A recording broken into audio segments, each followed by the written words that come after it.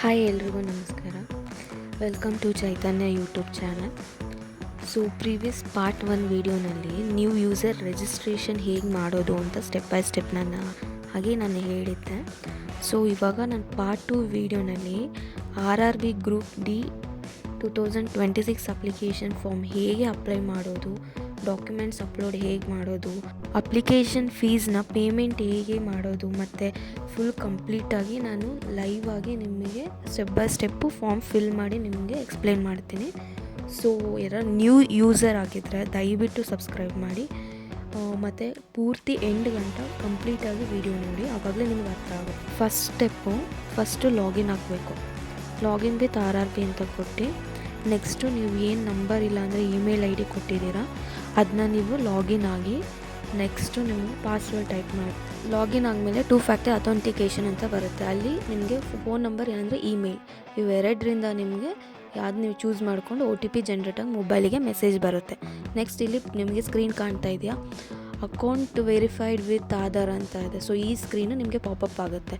Next ಬಂದಾಗ ಅಲ್ಲಿ ಕೆಳಗಡೆ ಆನ್ಲೈನ್ ಅಪ್ಲಿಕೇಶನ್ ಅಂತ ಇದೆಯಲ್ಲ ಅದನ್ನ ಕ್ಲಿಕ್ ಮಾಡಿ. ನಿಮ್ಗೆ ಕ್ಲಿಕ್ ಆಗಿದ ತಕ್ಷಣ ಈ ಥರ ನಿಮಗೆ ನೆಕ್ಸ್ಟ್ ಪೇಜ್ ಬರುತ್ತೆ. ಸೊ ನಿಮಗೆ ಅಲ್ಲಿ ನೋಡ್ಬೋದು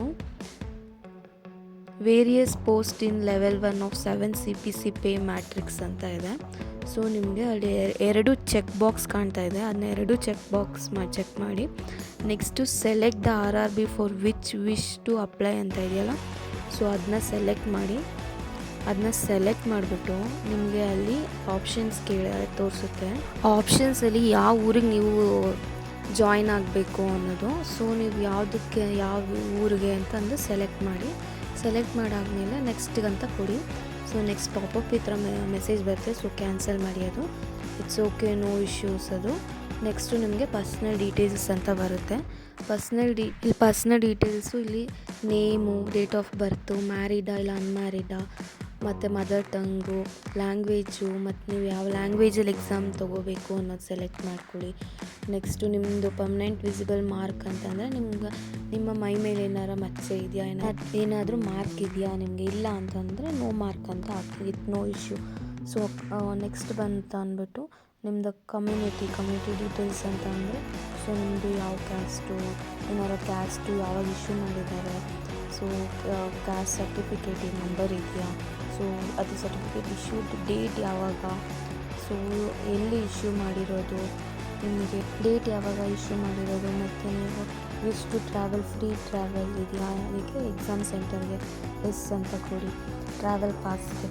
so next please indicate the nearest railway ಸ್ಟೇಷನ್ನ ಪ್ಲೇಸ್ನ ನೇಮ್ ಕೊಡಿ. ಅದು ಫಿಲ್ ಮಾಡಾದ್ಮೇಲೆ ನೆಕ್ಸ್ಟು ನಿಮ್ಮದು ಕ್ಯಾಸ್ಟ್ ಸರ್ಟಿಫಿಕೇಟ್ನ ಅಪ್ಲೋಡ್ ಮಾಡಬೇಕು. ಸೊ ನಿಮ್ಮದು ಕ್ಯಾಸ್ಟ್ ಸರ್ಟಿಫಿಕೇಟ್ನ ಅಪ್ಲೋಡ್ ಮಾಡಿ.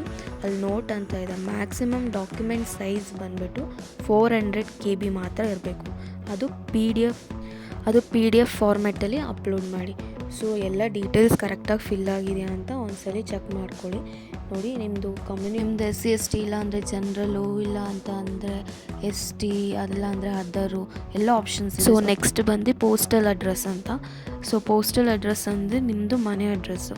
ನಿಮ್ಮ ಮನೆ ಅಡ್ರೆಸ್ನ ಫುಲ್ ಕರೆಕ್ಟಾಗಿ ಆಧಾರ್ ಕಾರ್ಡಲ್ಲಿ ಏನಿದೆ ಸೇಮ್ ಡಿಟ್ಟು ಹಾಗೇ ನೀವು ಕರೆಕ್ಟಾಗಿ ಫಾರ್ಮ್ ಫಿಲ್ ಮಾಡಿ, ಅದು ನೋಡ್ಕೊಂಡು ಟೈಪ್ ಮಾಡಿ.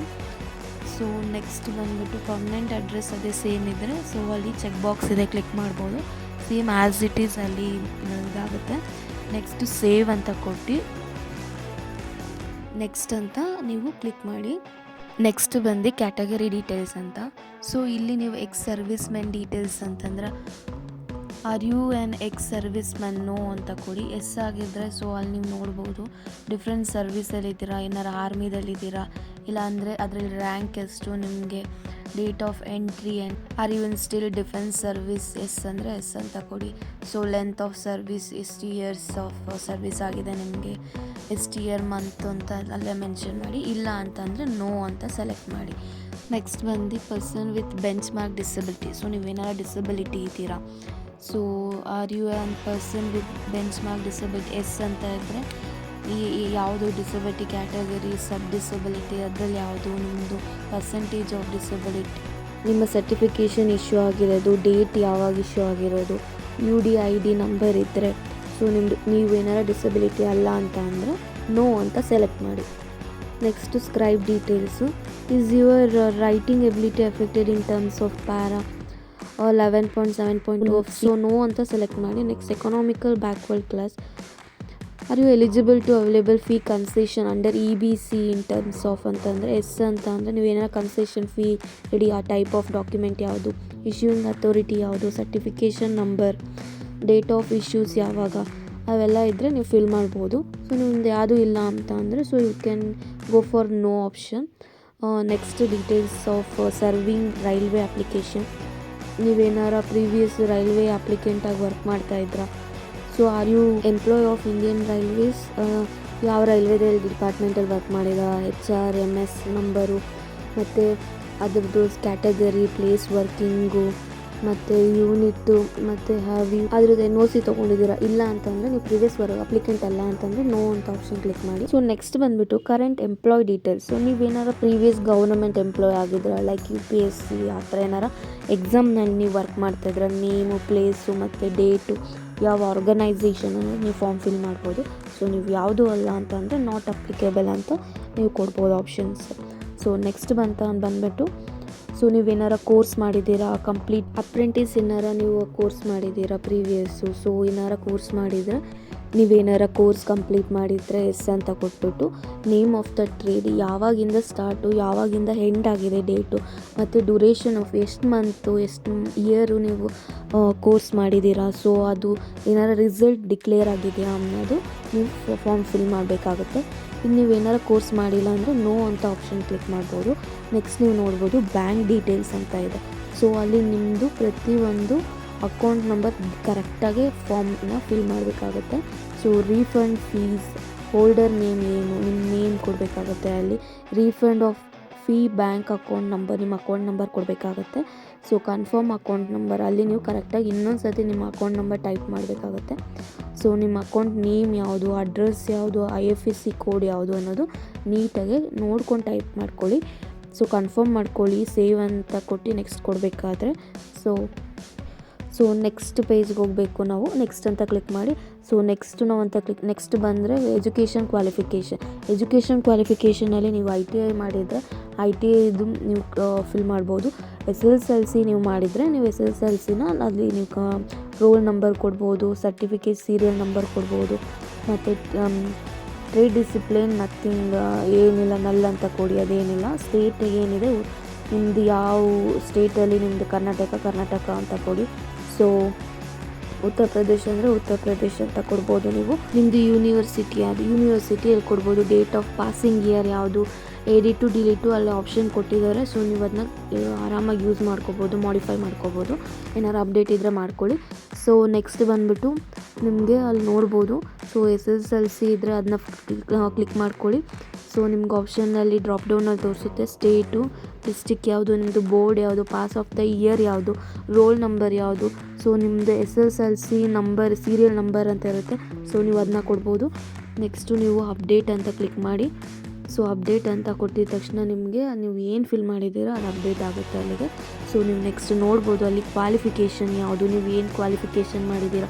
ಸೊ ನೀವು ITI ಮಾಡಿದ್ದೀರಾ ಅಂದರೆ ITI, SSLC ನೀವು ಮಾಡಿದ್ದೀರಾ ಅಂದರೆ SSLC ಕೊಡಿ, PUC ಅಂದರೆ PUC ಕೊಡ್ಬೋದು. ನೀವು ನೋಡ್ಬೋದು ಅಲ್ಲಿ ಬ್ಯಾಚುಲರ್ ಡಿಗ್ರಿ, ಮಾಸ್ಟರ್ ಡಿಗ್ರಿ ಎಲ್ಲ ಆಪ್ಷನ್ಸ್ ಕೊಟ್ಟಿದ್ದಾರೆ. So based on your qualification ನೀವು ಏನು ಓದಿದ್ದೀರಾ ಅದನ್ನ ಸೆಲೆಕ್ಟ್ ಮಾಡಿಕೊಂಡು ನೀವು ಅಲ್ಲಿ ಫಾರ್ಮ್ ಫಿಲ್ ಮಾಡಬೇಕಾಗತ್ತೆ. ಸೊ ನಾನಿಲ್ಲಿ ನಿಮಗೆ ಎಕ್ಸಾಂಪಲ್ ತೋರ್ಸೋಕ್ಕೋಸ್ಕರ PUC ಅಂತ ಸೆಲೆಕ್ಟ್ ಮಾಡಿದ್ದೀನಿ. ಸೊ ನಾನು ನಿಮ್ಮದು ಸಬ್ಜೆಕ್ಟು ಯಾವುದ್ರ ಮೇಲೆ, ಸೊ ನಿಮ್ಮದು ಮತ್ತು ಸ್ಟೇಟು, ಡಿಸ್ಟಿಕ್ಕು, ಬೋರ್ಡ್ ಯಾವುದು, ನಿಮ್ಮದು ಯೂನಿವರ್ಸಿಟಿ ಬೋರ್ಡ್ ಅಂತ ಅಂದರೆ ಸ್ಟೇಟ್ ಆಫ್ ಪಾಸಿಂಗ್ ಇಯರ್ ಯಾವುದು, ಪರ್ಸೆಂಟೇಜ್ನ ನೀಟಾಗಿ ಕ್ಯಾಲ್ಕುಲೇಟ್ ಮಾಡಿ ಹಾಕಿ. ಸೊ ನಿಮಗೆ ಅದೆಲ್ಲ ನೀವು ಫಾರ್ಮ್ ಫಿಲ್ ಮಾಡಾದ್ಮೇಲೆ ಆ್ಯಡ್ ಅಂತ ಆಪ್ಷನ್ ಇದೆ. ಸೊ ನೀವು ಆ್ಯಡ್ ಅಂತ ಅಲ್ಲಿ ಕ್ಲಿಕ್ ಮಾಡ್ಬೋದು. So based on your qualification select ಮಾಡಬೇಕಾಗುತ್ತೆ. ಅದಾದಮೇಲೆ ನೆಕ್ಸ್ಟ್ ಅಂತ ಇದೆ.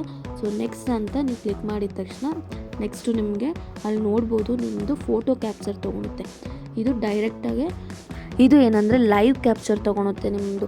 ಸೊ ನೀವು ಅಲ್ಲಿ ಕ್ಯಾಪ್ಚರ್ ದ ಲೈವ್ ಇಮೇಜ್ ಅಂತ ನೀವು ಕ್ಲಿಕ್ ಮಾಡಿದ ತಕ್ಷಣ ನೀವು ಅಲ್ಲಿ ನೋಡ್ಬೋದು. ನಿಮಗೆ ಇಂಗ್ಲೀಷಲ್ಲಿ ಬೇಕಂದರೆ ಇಂಗ್ಲೀಷಲ್ಲಿ ನೋಡ್ಕೋಬೋದು, ನಿಮಗೆ ಹಿಂದಿಲಿ ಅಂದರೆ ಹಿಂದಿಲಿ ನೋಡ್ಕೊಂಡು ನಿಮ್ಗೆ ಆಪ್ಷನ್ಸ್ ಕೊಟ್ಟಿರ್ತಾರೆ.